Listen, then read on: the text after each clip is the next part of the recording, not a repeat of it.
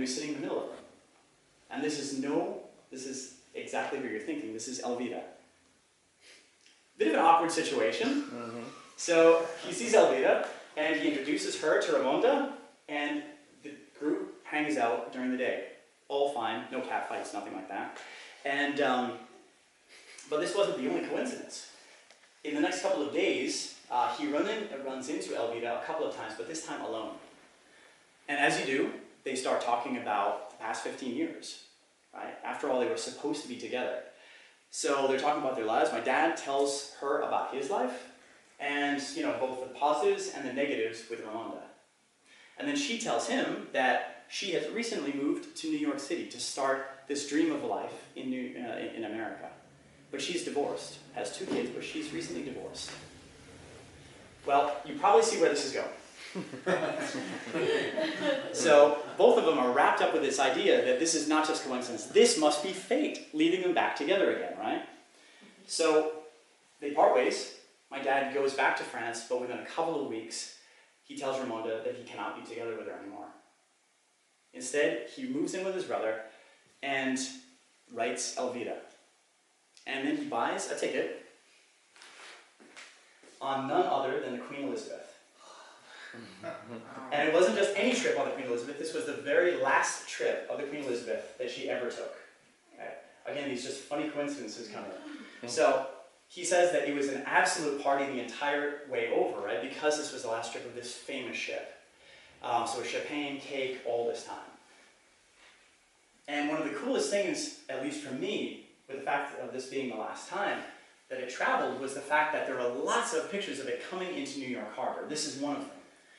And my dad says that he remembers, as they're coming to New York Harbor, looking out at the Statue of Liberty and the Empire State Building and just the grandeur of New York City that he'd always heard about, but never dreamed about coming and seeing in real life.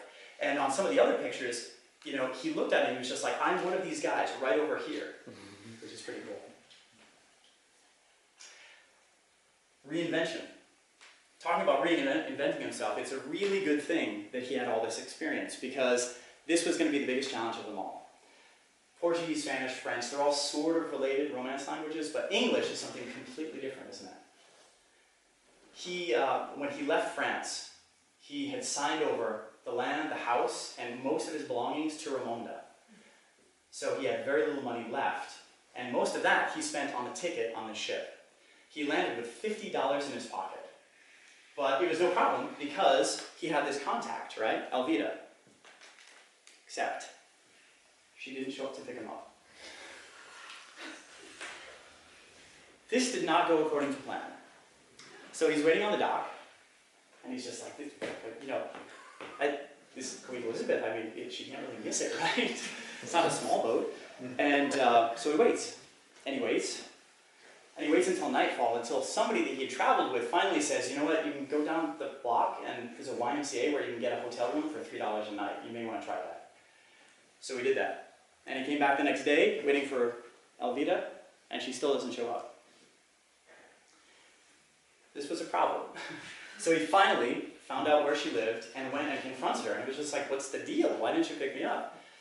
At that point, she gave an explanation, which was that when you wrote your card from France, you just put Elizabeth. And I didn't know that it was a Queen Elizabeth. I thought you were coming to Elizabeth, New Jersey. And I didn't really want to drive there. Bit of a shifty explanation, but nonetheless, he took it, and he decided to settle down into this life in New York. Now, to take another sidestep into sort of a political and sociological look at New York in 1968, keep in mind, if you're familiar with history, within a couple of months of him landing, right before, both Robert Kennedy, John F. Kennedy's brother, and Martin Luther King had been cut down by sniper's bullets. It seemed like in New York City, everybody was striking. The police, the firemen, even the trash men had a strike. And within 9 days, 100,000 tons of rubbish had piled up on New York City streets. But of course you have race wars, right? Cities burning because of race issues. And of course we can't forget the Vietnam War, which was really getting up into like a fever pitch in 1968, as well as the counter-demonstrations. And this is the backdrop that my dad had to settle into without any English. he got an apartment on Sullivan Street, and I was lucky enough to go to New York earlier this year, and I sort of retraced his footsteps, went to a lot of the places that he went to, and his apartment was in this building over here. And what's probably more important for everybody here is that if you follow the street up and look up here, you can actually see this building. You may recognize it as One World Trade Center. He actually told me about going to work in New York City, and each day he would peer down into this ginormous construction site that went down up to 14 stories, right? Because this eventually would be the two towers that would be the two tallest buildings in the world, the World Trade Center. Now, I mentioned my dad had found work. He had a couple of major disadvantages, right? He didn't speak English, and he didn't even have a high school degree. So what do? Again, coincidence plays a role. He meets somebody from his hometown in Algarve, in New York City. His name was Benjamin. And now Benjamin, he knows New York City like the back of his hand, and he had made a bit of a business for himself, bringing donuts and selling them to Portuguese stores, okay, because he knew Portuguese and a little bit of German, strangely enough, but no English. So he would sell these donuts each morning to these Portuguese stores in New York City. So he knew New York well, but he didn't know any Spanish. And that's where my dad came in. My dad was like, well, great, I know Spanish. There's a lot more Spanish-speaking stores here in New York. Why don't we join forces? You can drive, and I'll go around, spot new businesses for you, and I'll go in and sell to the Spanish customers. And that worked out perfectly. Until Benjamin was sick, and then my dad had to drive, and he said that even the orders that he got like the day before, he wouldn't remember where they were, so he'd just get lost. But that was a rare case. So in any case, that business worked rather well for him. That's right, and in the afternoon, they would go make the same round and sell things like toiletries, you know, everything from toothbrushes, towels, things like that, to these same stores. So things were sort of looking up until the point that he got some crushing news. And this was the fact that a friend came to him and he said, you know Alvida that you're dating? I think she's dating somebody else. And not only is she dating somebody else, but it's a guy that actually lives in her building. And not only is she dating this guy in her building, but this guy is the uncle of the guy that she divorced. So my dad was just like, what is that, right? So he goes and confronts Alvida about it, and she basically breaks down. And she says, when we met on the beach, I was convinced that it was fate. And I had that relationship, and I was going to end it. But when I got back to New York, and I was alone with this guy, I couldn't do it. So my dad ended it there and then. Heartbroken. Bless him. So he's in New York City, hardly any English, just getting a start, and this happens. The main reason why he had come to the US was Alvida, and now that. So what is he going to do? Does he go back to Portugal, go back to France? He hardly has any money saved at this point, right? And he and Benjamin talk about this. What should he do? And finally, on February 7th, 1969, he makes a decision. He walks to a travel agency and he buys a one-way ticket to Marseille. He's going to make a new life for himself in France, but different than without Ramonda. Good. That decision is made, so now he can relax a little bit, but he's still pretty bummed out. So Benjamin comes to his aid, and he says, you know what you need, Henrique? If Elvira really has you down, all you need to do is meet another woman. You've only got like an extra 9 days here, 10 days. You might as well date, right? You're going to have some fun. So that's what they do. They go out to a club on 57th and Broadway, which was known to have a lot of internationals. And when they walk in, there's some light snow falling. That was early in the evening. And they hang out there all night. Around about 11 o'clock, my dad and Benjamin are hanging out at the bar, and they see across the way, there's basically a blonde woman and a Hispanic-looking woman. Due to my dad's lack of English, he's just like, well, you know, I'm going to go talk to the Hispanic woman. Benjamin, can you go around and try to talk to this American woman? And it's just like, okay, cool. So Benjamin goes around, my dad goes around, and my dad is really taken aback when he gets introduced to this lady, and this lady responds in perfect Spanish, but with an American accent, saying that her name is Carol. I think Benjamin was probably equally taken aback when he walks around to the American and finds out it's this Hispanic woman who he can't talk to. Right?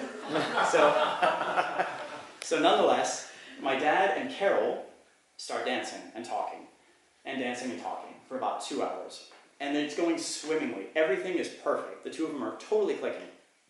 Until the point in time that she says she has to go.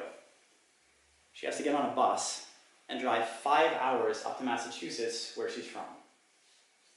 Yeah, that's not so good. Neither one of them liked this idea. And my dad is just like, well, can I at least walk you to the bus then? And she immediately says yes. So the two of them walk outside into the biggest snowstorm that New York City sees for over 8 years. 51 centimeters falls that night and effectively shuts the city down. So, with great difficulty, they trudge their way up to Penn Station, only to find out that everything has been canceled, all buses, until further notice. So Carol is a bit nervous now. She's just like, I'm from Massachusetts, I'm in New York City, what do? I don't want to sit here alone at 3 a.m. or whatever time it was. So immediately, my dad comes to her aid. It's just like, well, I can sit here with you. And she was like, oh, that's perfect. That's a great idea. So the two of them sit together and they talk. They talk throughout the night, throughout the next day, and all the way up into 3 p.m. the next day, when finally her bus leaves.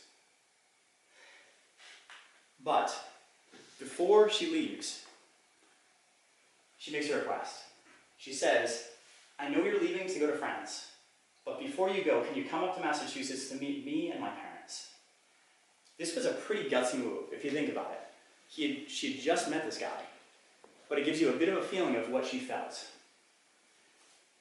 Now, as the story goes, as my dad says, and as Carol, who became my mom, said, that was the first night that they fell in love. She gets on the bus and goes away. This is not going at all according to plan. He had just decided to go to Marseille. What is this? Right? So he's just like, what do I do? Well, I sort of gave it away, right? I said that she was my mom. So you know that he goes up to Massachusetts, right? But he wants to make a good impression. He's going to meet her parents. And you don't necessarily need to make a good impression if you show up in a donut truck, right? So he's just like, what to do? So he finds a friend who has an old car, 1966 Chevelle, and buys it for $400. Now, he got it relatively cheap because this car had been sitting for months before his friend sold it to him. And if you've ever had a car that just sits, you know that things start going wrong. He had packed $400, okay, which was probably most of what he owned, and a lot of time for this normal 5-hour trip to Massachusetts. And it's a good thing, because not one, not two, but 3 tires popped on the way up to Massachusetts. And not all at the same time, but one after the other. To the extent that he had to stop 3 times and find gas stations to buy tires at. In retrospect, my dad said that one of the nicest things my American grandfather ever said to him was, after hearing this whole translated story through my mom, my grandfather said, wow, after this whole harrowing story, he's only 20 minutes late. He made damn good time from New York. So I mentioned that that was translation, right? My dad didn't really speak English very well, and of course my grandparents couldn't speak any of his languages. So the translations were sometimes a little bit strained. His English didn't always come out exactly as it should. For example, when he asked my grandmother on one of the first times that he went over to their house, could you please pass the garbage instead of the cabbage? So, but nonetheless, they all liked each other and it worked out. And within 6 months, one thing led to another, and they were getting married on August 24th, 1969. And I think you have the same tradition here that we have in the States, right? Which is at a wedding, right? You have the main aisle, and then on one side you have all the groom's guests, and on the other side you have all the brides, right? Well, this was in my mom's hometown, so this whole side was filled with family, friends, well-wishers. And on this side it was filled with Benjamin. And that was it, just Benjamin. And seeing this really awkward situation, the minister came out and he was just like, could I please have a number of the bride's guests just come over and mix and mingle with the groom's guests, please, just to get to know them a little bit better? So, right. So talking about this not going according to plan, I mean, he had never imagined this. A year before, right? That he would be settled down in Massachusetts, married to an American, of all people. So he reinvents himself. He figures out, he sort of reshuffles these building blocks of language and culture that he has within himself, and figures out that he wants to cater to the groups that he knew best, Portuguese and Spanish. There were large expat communities in this area. So he started opening up a grocery store which catered to that, called Casanova, right? And my family and I were lucky enough to go back with him last year, and again, we retraced his steps in New England, right, to sort of take some pictures of these places. And not only that, but knowing the difficulty that a lot of people have learning languages, he bought into this service, right, where you could buy this whole contraption, an old record player as we remember them, right, as well as language courses, catering to Spanish and Portuguese who are trying to learn English. You could do it all from your home. And then time moves on. 1976. And in between that time, he has two incredibly wonderful children. I'm just kidding. And in 1976, he decides to take a pretty big step for him and get the American the citizenship. And not on just any day, but on the bicentennial, July 4th, 1976. And it was pretty cool because of this, and because he was in Massachusetts, he actually had a couple of pretty famous guests. Okay, here come the politician things again. So a German actually was there, the US Secretary of State, Henry Kissinger, okay, as well as Ted Kennedy, okay, John F. Kennedy's brother. And here you can see, this is a letter from Ted Kennedy, sort of as a congratulations, and here's one from the president. Now, to be fair, it's not that my dad was that famous that he actually knew the president. I think this is something that he did just because it was a bicentennial. But nonetheless, these are two letters that my dad has. And now we'll move the timeline on quite a bit faster. 1980 rolls around. And again, being in touch with the Portuguese community, he finds out that music is extremely important to them, and they're not getting the Portuguese music that they need, right? That they would consume. So he decides to start a company called Henda, Henrique and Danielle, his partner. Henda Records. And the main idea is to take Portuguese music and Portuguese stars, bring them from Portugal, and have them tour around the expatriate communities in the US. Pretty good idea, right? Well, then he gets into a tail wag the dog situation. Namely, that he figures out there's actually a lot of talent in the Portuguese music community in the US, right around where he is. Why doesn't he get those guys, put them into bands, and bring them to Portugal? And he does this. This is probably the most famous band that he ended up endorsing. He managed these guys for over 10 years. This was George Ferreira, this gentleman up here, here's my dad, and Mars. Very 80s name for a band. And in any case, so these guys toured as far as Portugal, the Azores, all around the US, California, South Africa, France, Venezuela. So, and year after year. So in any case, nowadays, George Ferreira, I don't know if anybody's sort of heard of this, anybody with exposure to Portugal, but he's sort of like a Frank Sinatra in Portugal. 1990. I mentioned how my dad has this tendency to rub shoulders with politicians and things like this, really just by chance. So he got tapped because of his connections with Portugal and America to work for things like Portuguese American magazines and things like that. And in that capacity, he ended up meeting more famous people. This is Ted Kennedy's son. Okay, so he was a senator. This is another famous senator from Rhode Island, Claiborne Pell. And this was the president of Portugal. So he got to interview all of these people. Here's a picture of him at the same event interviewing the First Lady of Portugal. And then he even got to meet people like Clinton up here. If anybody's interested in US politics, here's John Kerry. John Kerry's wife is heiress to the Heinz ketchup. And she's actually from Portuguese descent, so we got to interview her as well. And a picture that I just added about 3 hours ago was one that my dad just threw in. This wasn't 1990, this was about 2 months ago. But this is the current president of Portugal that my dad got to meet, just recently. Good. And time rolls on. 2000, and with the coming of this new century, my dad is looking at retirement. For years, he tries to sell his business and his home. And it just does not work. Drops the value of the house, all this stuff, drops the price, and it simply doesn't sell. Until, coincidence, he sells both of them in a single day. So, all of a sudden, again, nothing going according to plan, all of a sudden he's just like, well, now I can look at retirement. And I can go to Venezuela, to France, to Portugal, somewhere else in the US. And he decides to go back to Portugal and spends his golden days with his brothers and his sister. Diamantino had long since settled in France and led his entire life there, raised his 3 kids there and everything. But Diamantino, my dad, came back and joined their brother and sister in Portugal, and they all live in the same area now. And now we move on to this year. One thing that I like about my dad living in Portugal is that it's a lot closer than the States.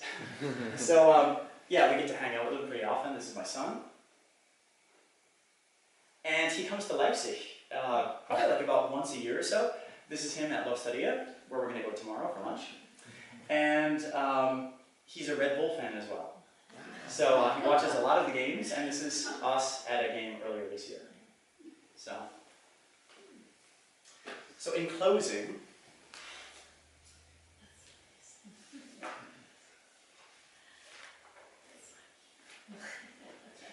so to me, of course, my father's story is always going to be special.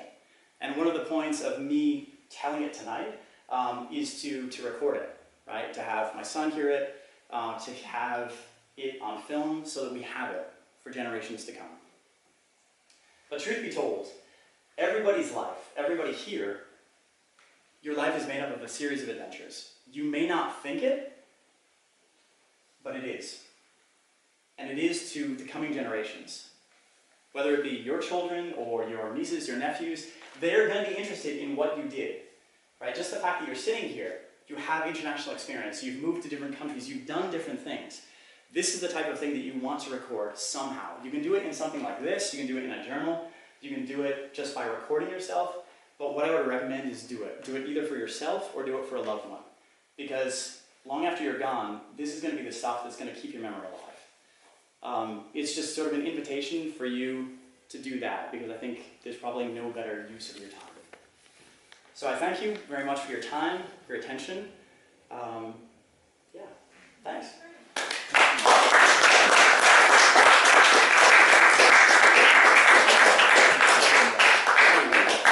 Thanks a lot. Thank you so much.